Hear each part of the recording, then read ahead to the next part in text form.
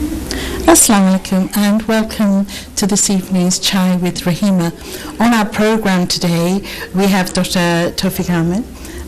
He is a Harley Street aesthetic surgeon, and he will be giving us a bit of an insight on what that means and where we're at this moment in time with non-surgical aesthetic surgery. Welcome to the show, Ahmed. It's lovely to have you on the program. Thank you very much for inviting me and giving me the opportunity to join you. No, that's wonderful.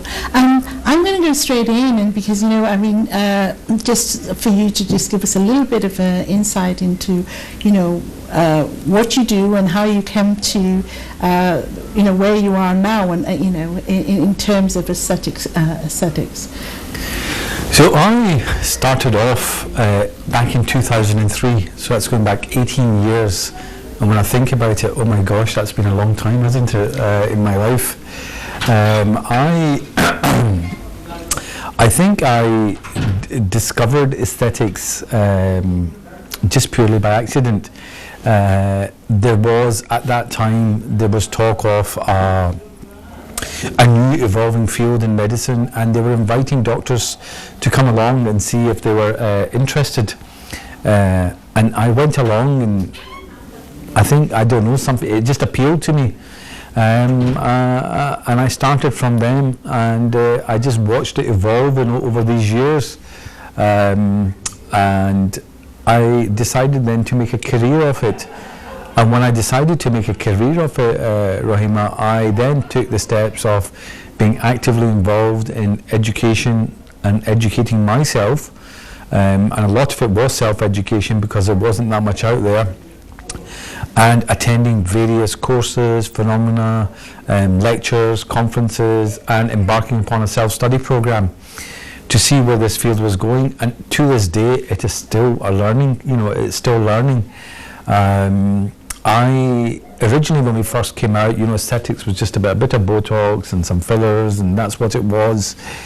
But over the years, it evolved, and as I was doing the study and I was attending the conferences and I was speaking to, peer groups that were involved or companies that were involved in aesthetics, that were manufacturing devices, and the research and the plans that they had, I quickly came to realize that this is going to be, the non-surgical field is going to be vast, it's going to be growing, and it literally has. And it grew slowly, but I think in the last few years it's mushroomed. There's been a far wider, acknowledgement and an awareness of this. I think social media has got a big role to play with this. And I think the audience out there know that everybody's on Instagram these days, checking lips, checking faces, checking bodies, checking hair, everything, I was going to say, a lot of young people these days are looking towards, changing their features. Not just, and doing that. At first it was in a major way, but then they realized that actually you don't need to do things that dramatically, that aesthetics is a good way to make those changes to, for several different reasons, and I'm sure you'll come on to that a little bit later, but obviously, it has become much more popular over the last 20 years. And you working in your field as a professional, and particularly with Asian skin, because it is different. It is different. You're absolutely right. What I realised over this period of time, and when you asked me about my journey into aesthetics taught me this, that there's 4 different aspects, Rohima, to aesthetics, and I'm talking about non-surgical aesthetics for the audience out there. There's your skin, which includes various conditions, whether it's pigmentation, whether it's active acne or acne scarring, whether it is dealing with scarring, dealing with stretch marks, dealing with rosacea, dealing with psoriasis now. These are all what we would, some of these used to be clinical dermatology and still are, but a lot of it now we're seeing this in aesthetic dermatology with the evolving new techniques that are available to treat these. Apart from the skin, we have the face, and in the face, a lot of issues that we're coming on with is facial contouring. Now, in facial contouring, it's, as you mentioned, people are coming to us about wanting to change their features, but a lot of people are coming back to us and saying, I'm aging, or I'm noticing this is falling or this is drooping. And beautiful facial aesthetics is about restoring your original features. It's not about creating new features. The key to it is restoring features. It's looking in the mirror and seeing a face you saw a few years back. That's when when you've done the right thing. And I think it's all about taking the patient from being conscious to confident. As well as the face, the other big area now is the body. Non-surgical body contouring is now a big thing, whether it's weight off your tummy, it's weight off your arms, it's on your legs, it's on your thighs, it's your love handles. Males have a lot of chest reductions. Again, that's evolved, and it's now become a fine art, and more of recently we're now able even to offer muscle definition. So that, yes, body sculpturing in the true sense of the word. But I have to say that the biggest, people would think that, oh gosh, Botox and fillers is the biggest thing in aesthetics. Well, in my practice, the largest number of patients that I see are for hair, and it's for non-surgical hair rejuvenation. And it's not just about transplants, it's about stopping hair loss. It's about regrowing or re-nurturing your follicles to regrow your hair that's out there, to increase the density, to prevent the requirements for transplants, or if you have had a transplant, to prevent the need for further transplants. And I think that has been, in my sort of experience in the last 2-3 years, the largest advances have been made in non-surgical hair restoration. Aesthetics, when we're doing aesthetics, I have this philosophy of I'd love to listen to my patient. I like to see what it is that they're actually looking for. And firstly, is their expectation realistic? A lot of it is confidence. Yes. And people want to go from being conscious to being confident. And 90% of my assessment is a psychological evaluation. Can this patient embark upon this journey? Are their expectations realistic? Secondly, do we actually have the treatment profiles available to be able to deliver what this patient is looking for? And finally, it's all private practice. Is this within a defined budget that this person can come together? And the most important part of aesthetics is that initial consultation where you learn to manage the expectations, you understand your patient, what they're looking for, the patient understands what can be delivered, over what time period it can be delivered, and what the potential success results are for it. It's a great footing to sit down and, to build a working relationship, because with aesthetics, we find that our patient, it's not a one-time interaction. Your patients attending for multiple visits, and once they've had their treatment, they will be coming back for maintenance treatments. And it's if it's not one thing, it's another thing. If it's not the hair, guess what? Oh doc, my tummy's got a bit big, or what, I've got a wedding coming up, can I get this most amazing sort of peel or laser? An age demographic to the people that predominantly you come together. I mean, because as you said, there are 4 different types, and there's also many different reasons as to why people choose aesthetics. And as you say, one of them is maybe they want to look absolutely fabulous for their wedding day, the day that's going to mean everything to them, and for some people it's, as you say, hair loss. It is going from what they see is what's going to make them confident. It's just as people have their dentures, their teeth straightened because they don't like, they feel more confident if they can give a nice bright smile. So aesthetics, along with everything else, and looking at it is also about your mental health. And it is about your mental health, and that is what that tends to bring people down. And I have to agree with you. And I think, just going back 5 minutes, I said the first thing that we do is a psychological evaluation of why this patient is here, what are they looking for. And it's that journey of taking your patient from, the patient will work with you. The patient will work with you over 2 months, 3 months, 4 months to get there.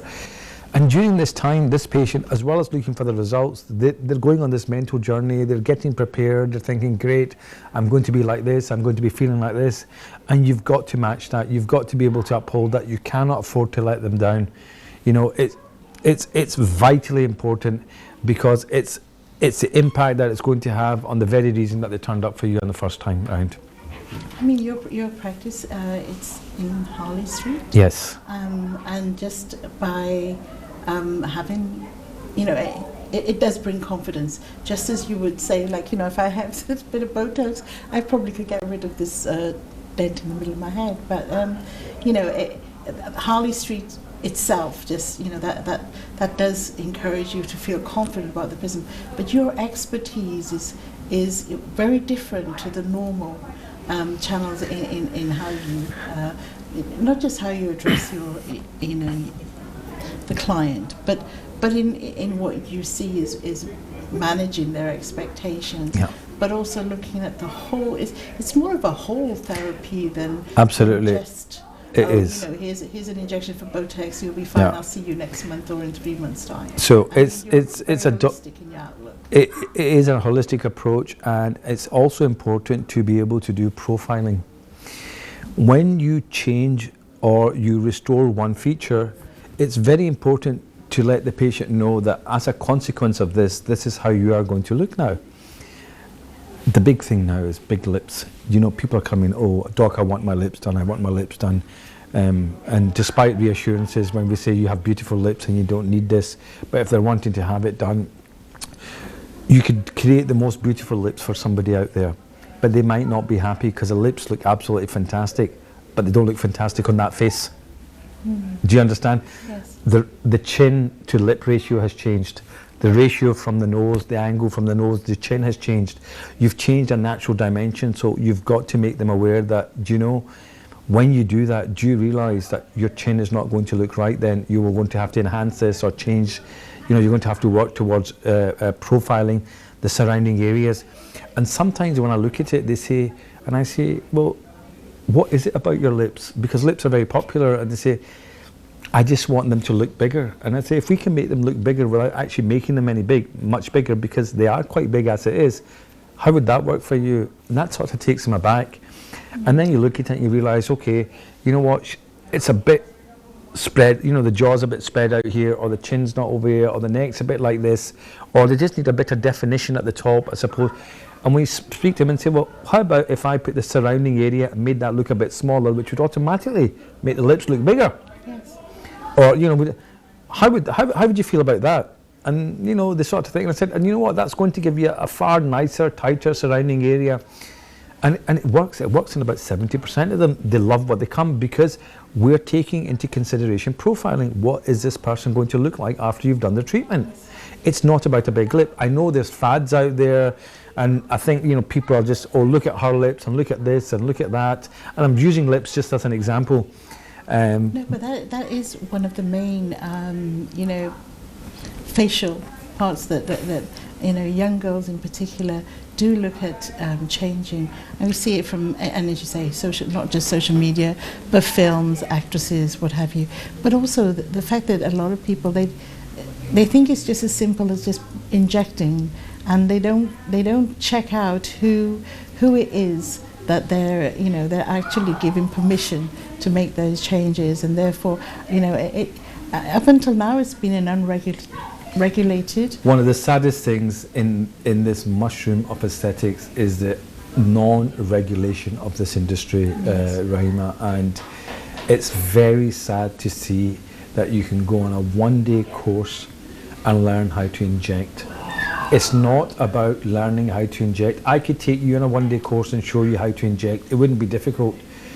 But it's not about injecting. It's about being an aesthetic artist. We're going to go to a short break, and when we come back, we're going to go, dig a little bit deeper into the unregulated side of things, but why it's really important to have a specialist to do the work, because that's where it's going. So please join us after the break, viewers, and we'll be back shortly. Thank you.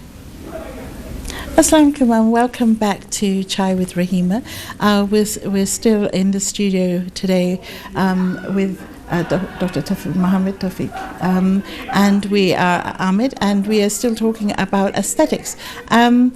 Just before we came to that abrupt break, I'm really sorry about that, we were talking about the actual industry, as in the regulation of the industry, and it is an industry. But please, can you tell us a little bit more about what your findings were and why regulation is so important, and why it's so important also to acknowledge the difference between those that are experts in their field and those who are, as we say, amateur Botox injectors, or those who are just trying with this one-day course to think that they're obviously professional.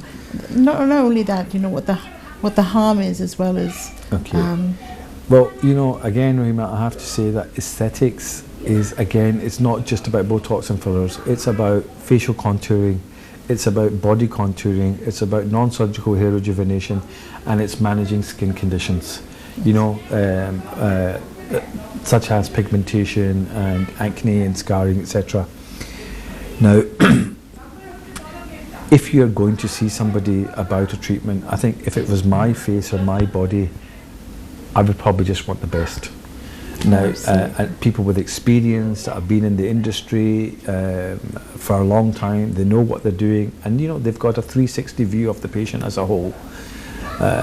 Unfortunately, one aspect of the aesthetics industry, which is just the sort of injectable side, is the one that seems to have taken a big commercial flair from this. Yes.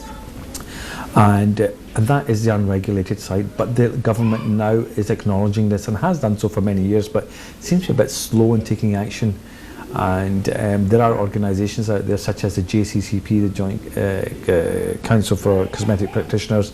Safe Face is an organisation where you have accredited doctors and practitioners on there as well. And it's worth doing a bit of research onto who you're going to see. Are they accredited? Are they insured? Ask them what level of experience do they have. It's vitally important that you are putting your face or your body or your hair in somebody's hands. I mean, absolutely. What is the price? What is the price of your face? I think it's priceless. So why take a chance for £50 or £100 just to take that? We spend more than that on a night out or on a good meal. And this is our face, which is a permanent feature. Unfortunately, 50% of my work has been corrections. So people are coming to me when things have gone wrong elsewhere. Doc, this has happened and that's happened. They tend to find us in Harley Street, where we're based. And I think they take that as a sense of reassurance. Maybe some sort of validation that when we're going there, that we're going to get somebody that knows what they're doing. Apart from the fact that most practices in Harley Street are very rigid in who they will have in their practices. And I just look forward to the day that the regulations are going to come in force when that those that are practicing will be regulated. I know there's exams now being set for all those that are coming in. Some rules to come in. And it will be coming in. But the public as a whole, and my request to you is, do your background and do your research on the person that you're going to see. And if your sixth sense says there's something not right here, it's probably right. And I think, Rohima, what we need to, it's really up until the government doesn't put the regulations down, it's just up to us being sensible about how we do that. I think it's very important, as that we also understand that it's not just the vanity aspects of it, and that people go not just for corrections either. I mean, as you said, health, hair, facial. It's a lot to do with confidence, but it's a lot to do with also just for the mental state of mind, for them to actually, absolutely accept changes. Absolutely. Not is it only the mental state of mind, but also the physical state of mind. As an Asian population, we are 7 times more susceptible to have diabetes. Yes. And diabetes, and midriff, weight increases it even further. We have high proportions of hypertensives and heart diseases. Now, losing weight, especially around the midriff, it will improve your diabetes, decrease your chances of having diabetes.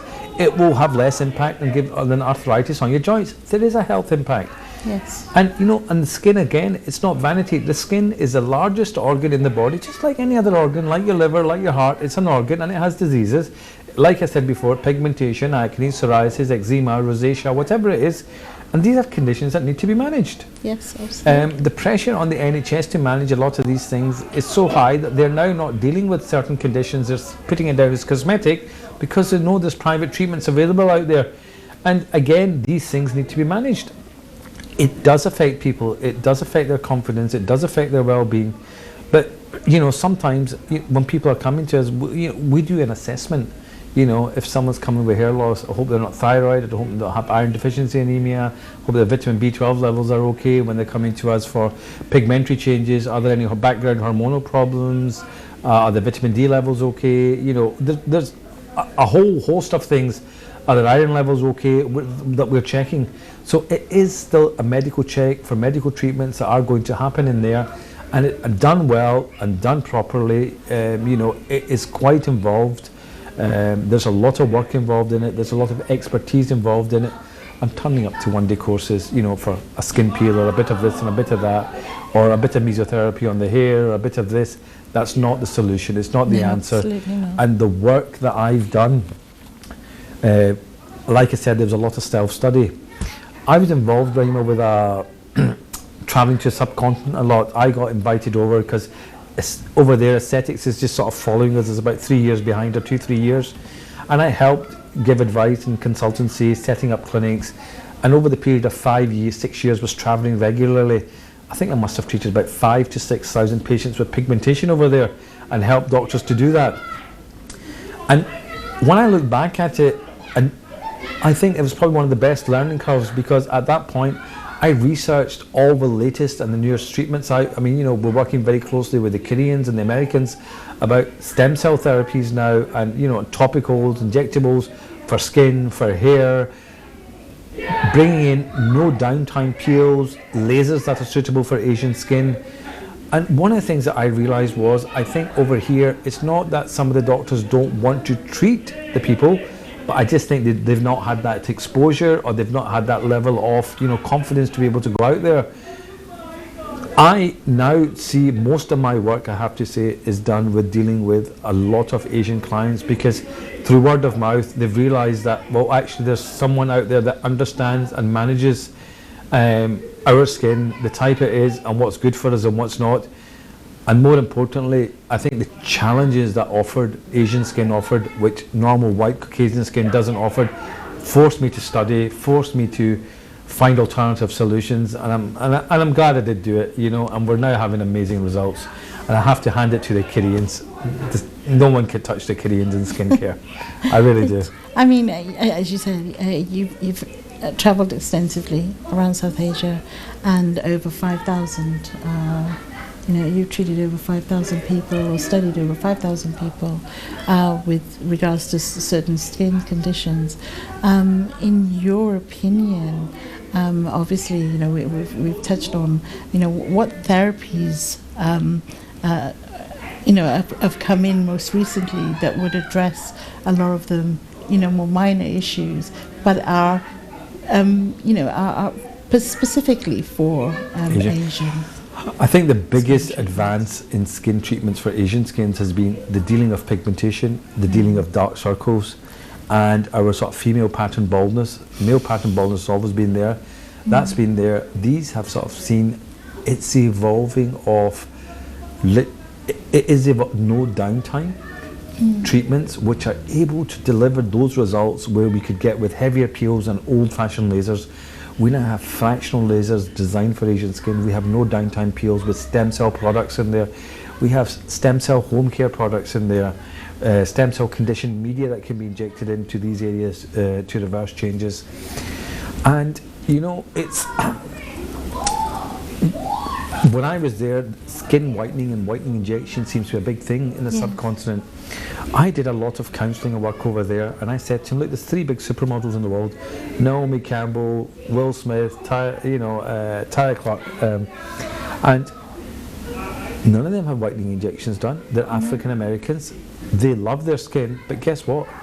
It's radiant, it's shining, and it's glowing, and it's that radiance, it's that glow from within which gives the beauty. So it's not the colour of the skin, it's the fact that it's two-toned, it's a different, it's a bit blotchy, it's not shining.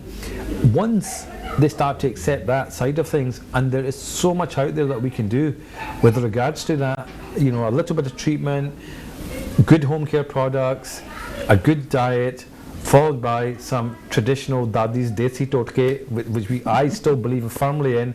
I still have patients, even over here, that when they're having my treatment, that I give them the yogurt, the cinnamon, the honey, the black seed oil mixtures to apply at night time, in addition to what we're doing with conventional medicine.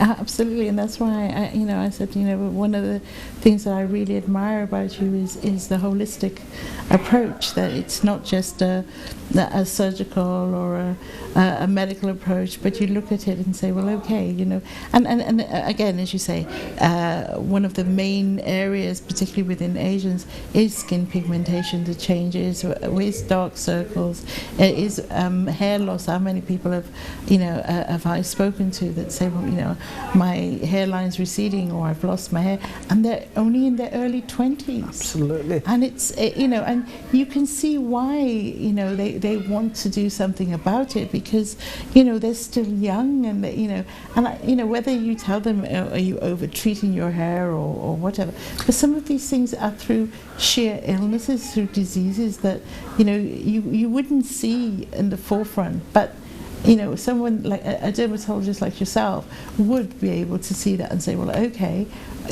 these are the treatments that we need to work on in order to give you that healthy scalp or healthy skin that you so desire. And it may not be about injections or laser treatments. It may just be that as you said, aesthetics works in all areas, not just on the skin but under the skin also. Absolutely.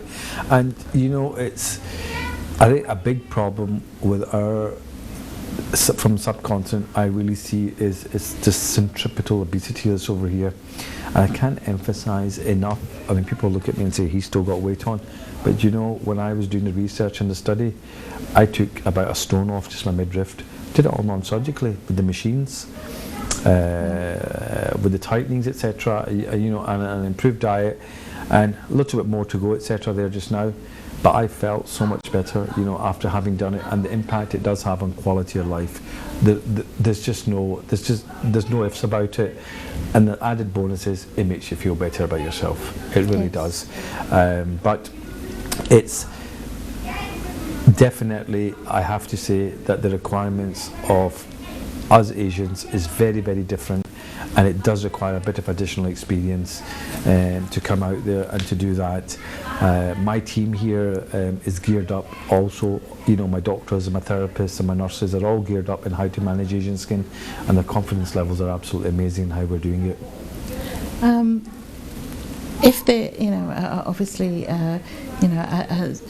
we didn't quite get onto what the demographics were. Are there more men or women, or are there ages in particular that reach out to you for your services?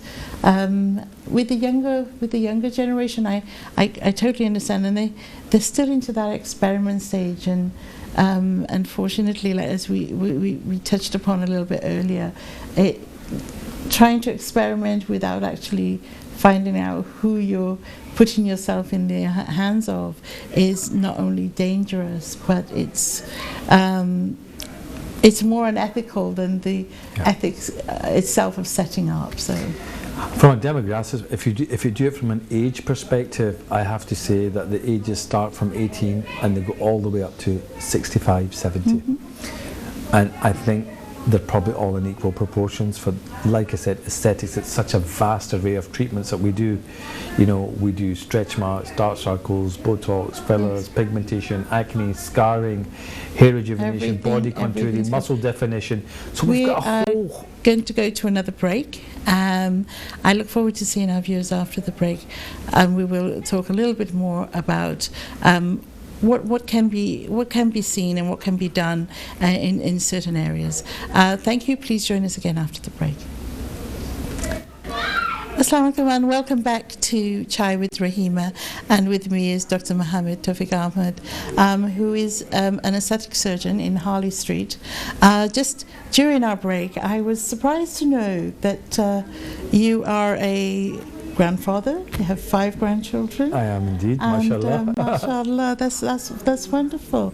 And we were talking about, you know, I know of lots of men who would, you know, want to do something, particularly, as you say, we're more prone to having diabetes type 2. We're more prone to many of these other different things, and would perhaps want to look at ways that would help them enormously. I mean, you were talking a little bit earlier about just losing some weight around the midriff. Believe me, it's not just women that crave that. I know, you know, a lot of men, it would help them to be more healthy in that way. So I'm just going to ask you just briefly, what about the demographics?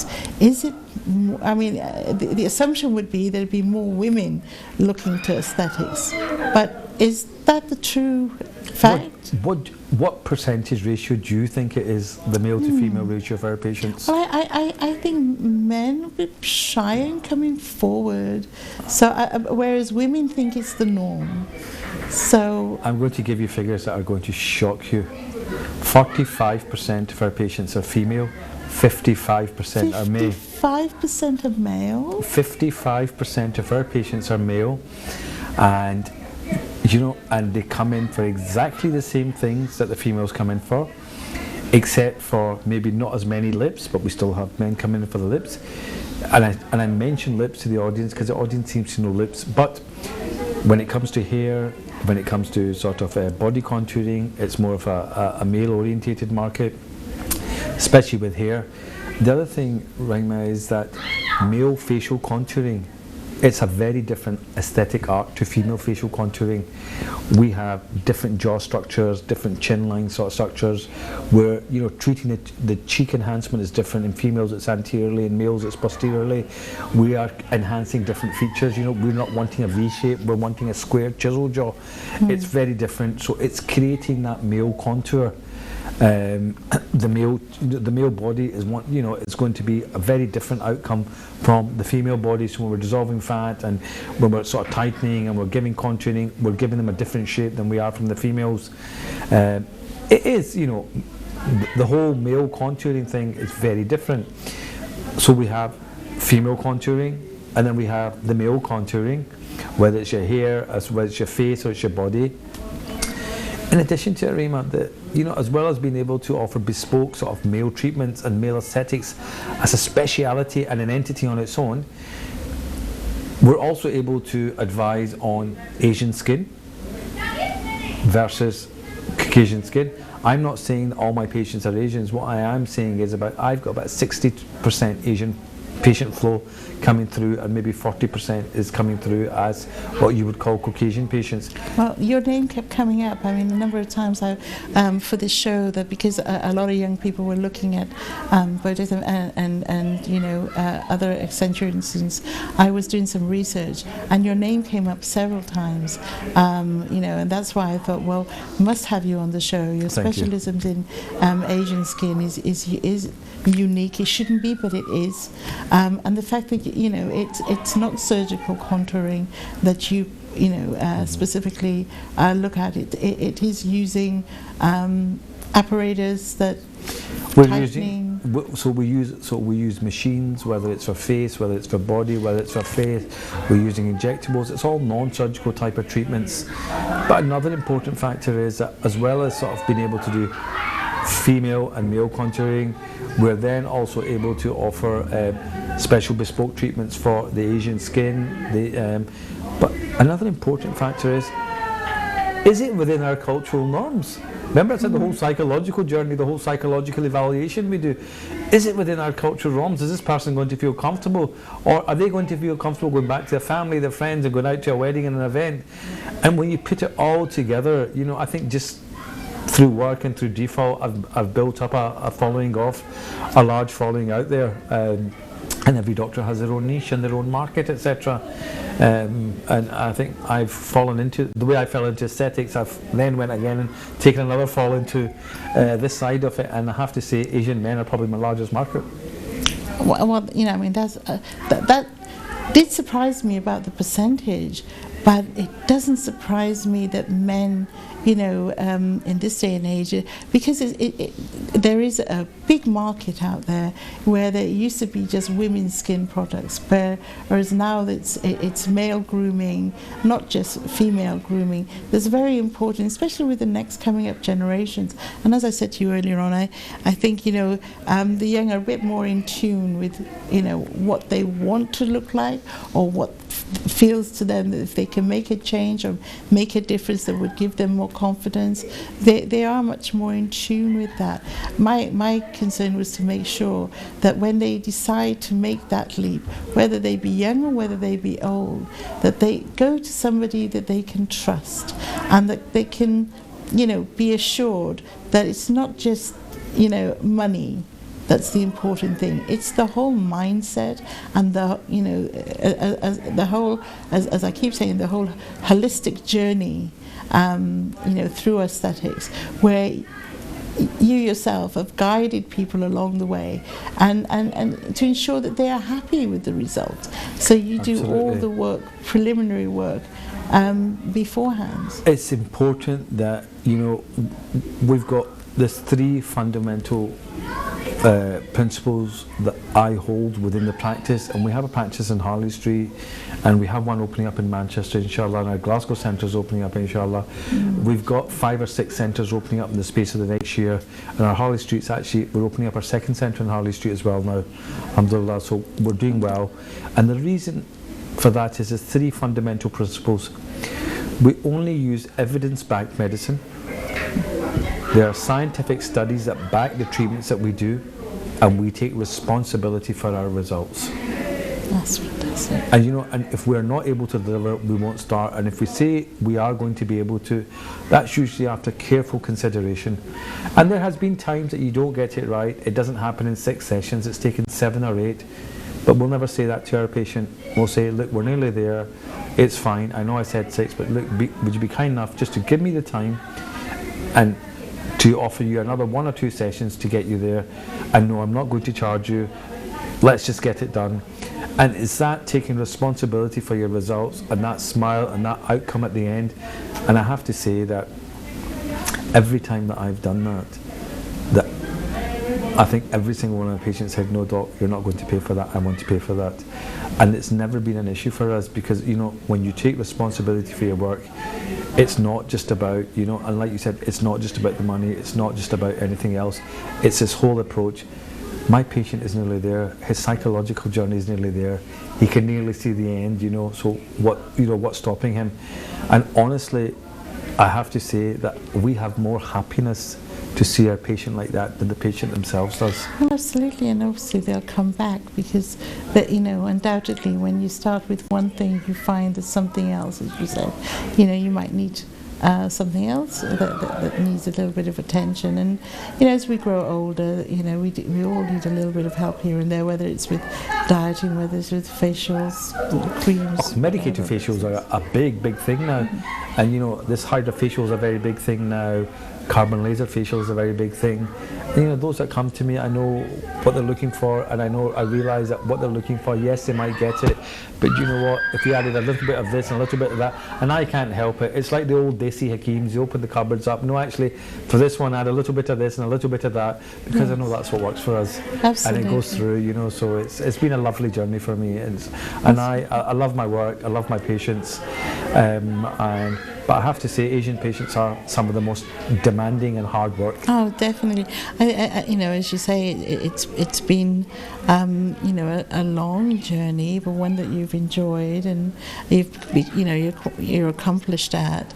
And of course, we want to see that the success is growing. So Glasgow, Manchester, another one in Harley Street. And we've got one in Birmingham coming up, and one in Edinburgh as well, inshallah. Oh, inshallah. So it's a big project. So I've taken on board, and I'm doing one-to-one training with our doctors, bringing them board. They're getting a lot of background studying, etc. And then they're going to be doing a mentorship, apprenticeship program at our flagship in Harley Street, where they'll learn, and then they'll be sort of out there, supported. And I want to pass on my knowledge of what I've learned, to the juniors out there. That's how knowledge passes.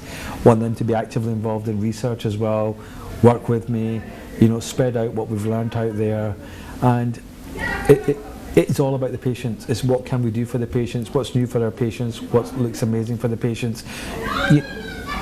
The secret, I think, in the work is, and I think why a lot of my patients are very happy, is that it's about getting them to look in the mirror and to see a face that they saw 10 years ago and think, I don't want anybody to say to my patient, oh my gosh, what have you had done?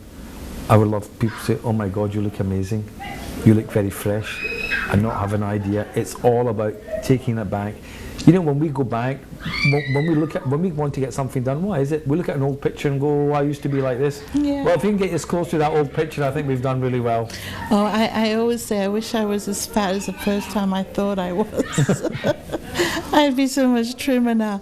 But again, it's been such a pleasure, to listen to your journey and to your story, because it's so important that our viewers out there, if there was one piece of advice you would want to give them in reaching out, or if there's something that you would say to them, what would that be? What bit of advice would you give to somebody who's considering it? Whether it's with rejuvenating their hair, the scalp, or whether it's, doing some facial contouring, what would you advise them to do? You said about doing some research and absolutely, and that's to understand, I guess. Absolutely, I think the most important thing that that the viewers or the public in general can do out there is please research your practitioner, your doctor, your nurse, whoever it is that you're going to treatments. Be open, discuss your expectations. Ask them how much knowledge they have. Ask them how many patients with this condition they have treated, and what will happen if it doesn't go to plan. I have this philosophy: if you can't manage the complications, don't do the treatment. Oh, that's a wonderful philosophy. That's great. Because I think that's absolutely right, and and it's important that you trust the person within whom you're putting your face, your hands, your body, too, for these changes. But it's such a new area that people may even want to consider, learning about or taking up as a career. As we said, that some of the regulatory bodies are now looking at regulation, and I think in April next year we should have some changes put in place. I know government, particularly this year, was looking at that. We hope to see that's true, but in a set way, from your angle, where you're coming from, ethics is at the very heart. Absolutely. And that is something that you, for love of money, it's not there. If ethics is not in your heart, then it's hard to buy. And I think that's to your credit. And as I said, my research showed me that your name kept coming up again and again with with people who were so happy with the results, and have constantly said that with the changes they're so happy with them. But it's the treatment, not only the before but also the after treatment, because you tend to go that extra mile, and that's really important, very and very good to hear. I think that was just being a human being, and that's where being a doctor in aesthetics gives you that edge, because your bedside manner, your aftercare. We didn't go to university just to do that 10 minutes of treatment. It's the years of training that went behind to develop this mindset, this attitude towards patient care, the skill base in managing a patient's condition, in assessing it, in diagnosing it, in making a treatment plan, and making sure that monitoring the results, and then the aftercare. Yeah, there's a lot involved in there. It's not just one aspect. There's so much care pre and after. But if